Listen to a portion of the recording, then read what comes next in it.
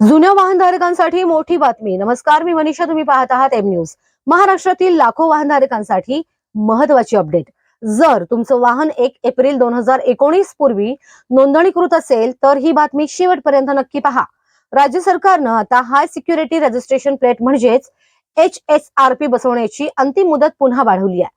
आता वाहनधारकांना 30 जून 2026 पर्यंत HSRP प्लेट बसवण्याची संधी मिळणार आहे। आधीची मुदत संपत आली होती।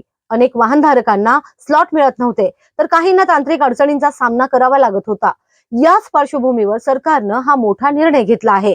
HSRP प्लेट का महत्वाची?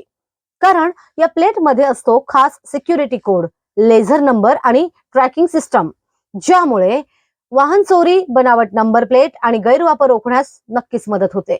मात्र लक्षात ठेवा, मुदतवाढ मिळाली असली तरी शेवटच्या क्षणी गर्दी टाळण्यासाठी वेळेतच HSRP बसवून घ्या, कारण पुढे नियम मोडल्यास दंडात्मक कारवाई होऊ शकते। तुमच्या गाडीला अजून HSRP बसवली आहे का? कमेंट करून नक्की सांगा।